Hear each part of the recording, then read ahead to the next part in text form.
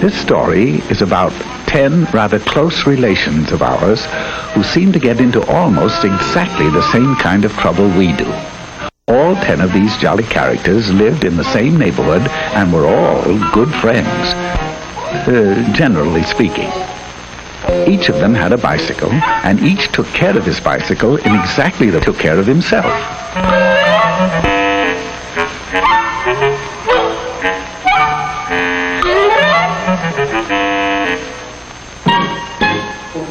One day they held a group think and decided to have a picnic in a little park just 9 blocks away. Now that doesn't sound far, but a lot can happen in 9 blocks, right? Well, sound off out there. I said right? Right. So, they all ran home and made themselves sandwiches. I know that doesn't sound too likely, but of course, human. Then they hurried back, all ready to go. Now, one of the 10 was a rather hungry type. His name was Slim Jim McGupney, and his picnic lunch was what you might call a portable banquet, right? Right. Slim knew that his big sack would be hard to handle, so he asked Orville Slump if he'd carry it for him. Orville had a basket on the rear of his bike. He was a good sort, and he answered, okay.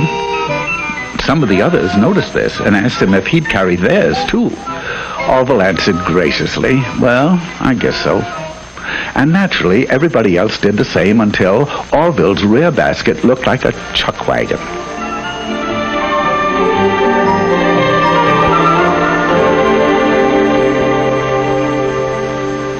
At last, they were ready to go, and at a given signal, they went.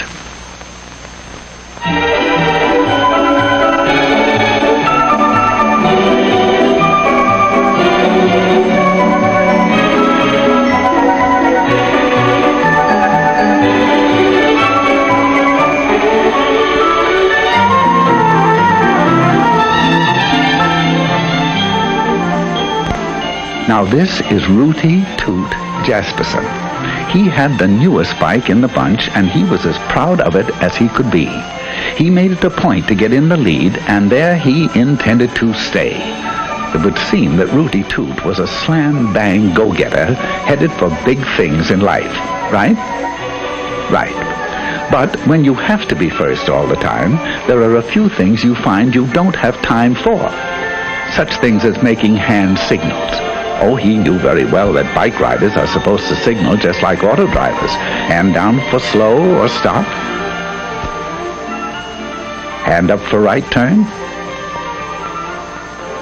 Hand straight out for left turn.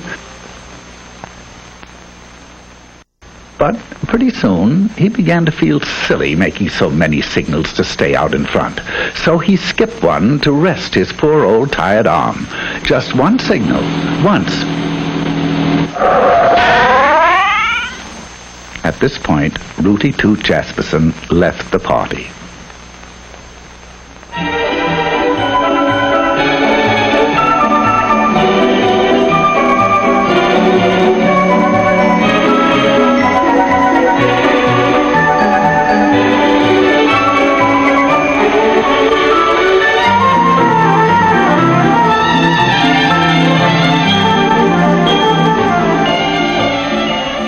This charming little thing was actually christened Tinkerbell McDillingfitty. She's a sweet and lovely girl, but she has a rather poor memory. Sometimes she forgets to brush her teeth. Sometimes she leaves homework at home. And sometimes she forgets to look at traffic signals. Now she knows that she should. She knows that she should ride just like auto drivers drive. But she's so busy being happy all the time that her little thoughts tend to wander, and, oh, dear, they're wandering again. Here she goes.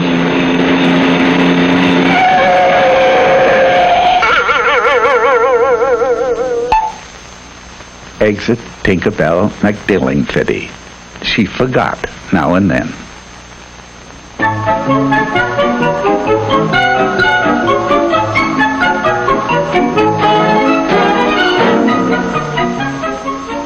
Now, let me introduce Philip Flugel.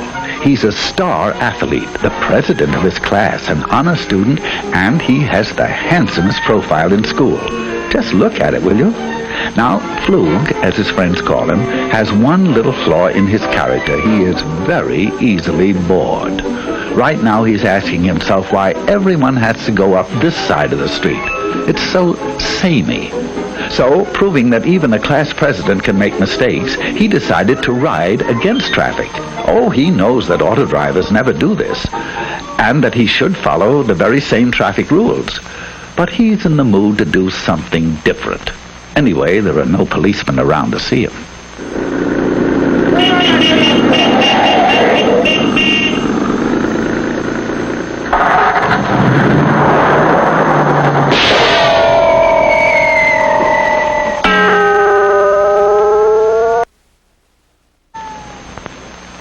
Philip Flugel is no longer bored.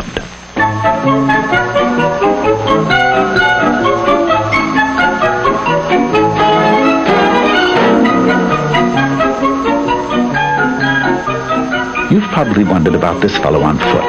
Well, his name is Mosby Pomegranate. He is splendid in dramatics, but he works so hard memorizing his lines that he doesn't get around to a lot of other things. To register his bike and get a license for it. He knows very well that a license makes it easy to find out who he is if he's in an accident, and makes the bike easy to trace if it's lost or stolen. That's his trouble.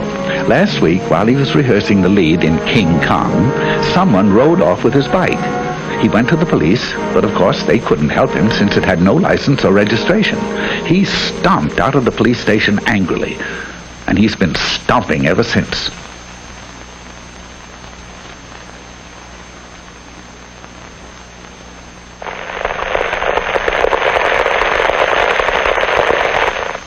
Farewell, Mosby Pomegranate, victim of fallen arches.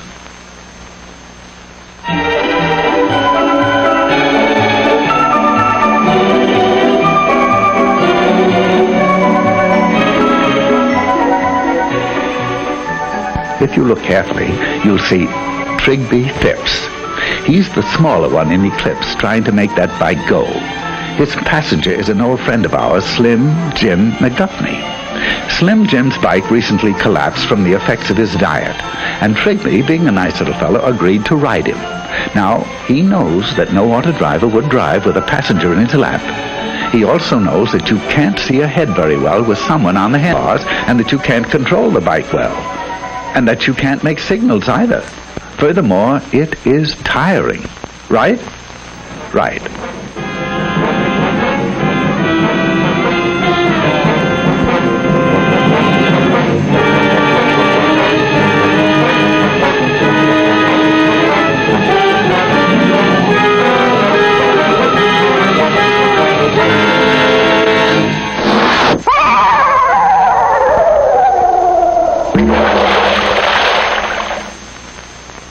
So long, fellas. There seems to be a flaw in the buddy system.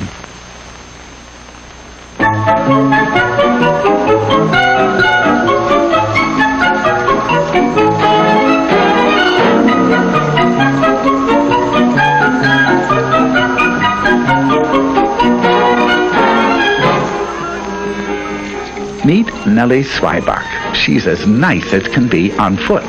But when she gets on that bike, sweet Nellie becomes terribly impatient with other people's driving. Although there are only a few left now, she's having trouble sharing the street with them.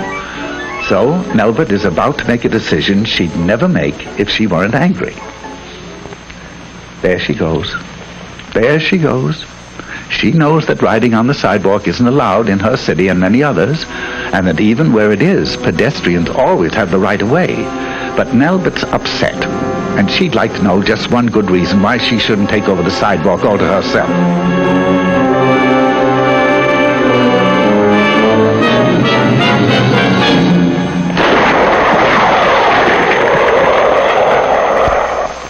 Nelbit Zweibach got her one good reason.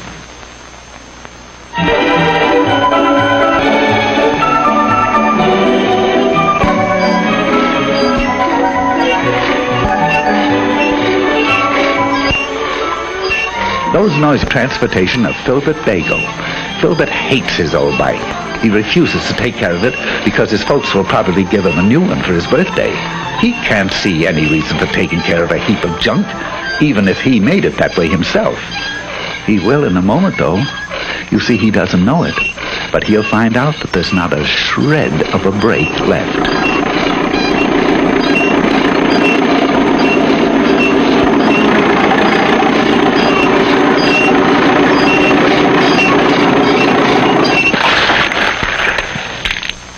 Now, Filbert would be the first to agree that if it's worth riding, it's worth taking care of. Right? Right.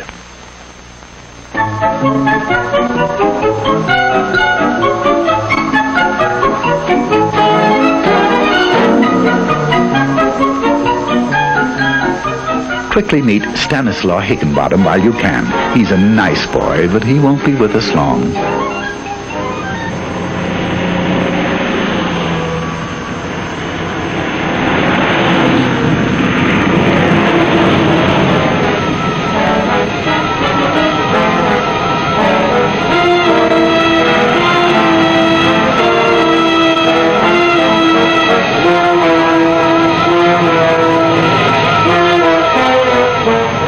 You are now looking straight at Stanislaw Higginbottom.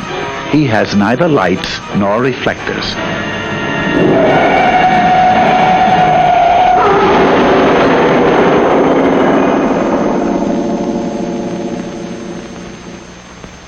Stanislaw just wasn't quite bright enough.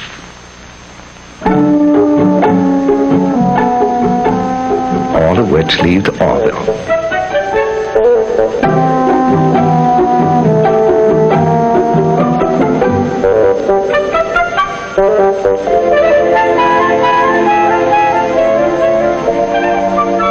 He'll get fat, all right. And here's why he ended up with all these groceries that he doesn't really want. This was Rooty Toot Jasperson. Maybe you remember why he didn't make the picnic. He didn't signal, just once. Do you recall Tinkerbell McDillingfiddy? She forgot to watch the signals, just once. And good old Phil Flugel, he rode up the wrong side of the street, once. Mosby Pomegranate was the walking one. He didn't get around to registering his bike and getting a license. It would have taken him only a few minutes. The small one was Trigby Phipps, and his passenger was Slim Jim McGuffney. They rode double into trouble. Who can forget Nelbit Zweibach? She wanted to know one good reason why the sidewalks didn't belong to her. Then there was Filbert Bagel. He didn't take care of his brakes, so they didn't take care of him. And good old Stanislaw Higginbottom. No lights, no reflector, no Stanislaw.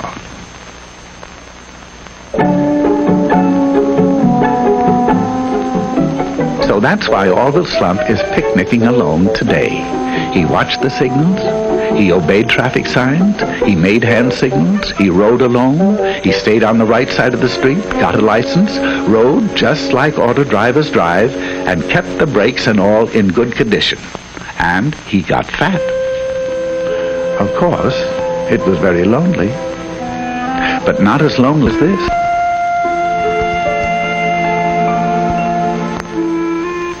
But then, as anyone can plainly see, he wasn't a monkey, right?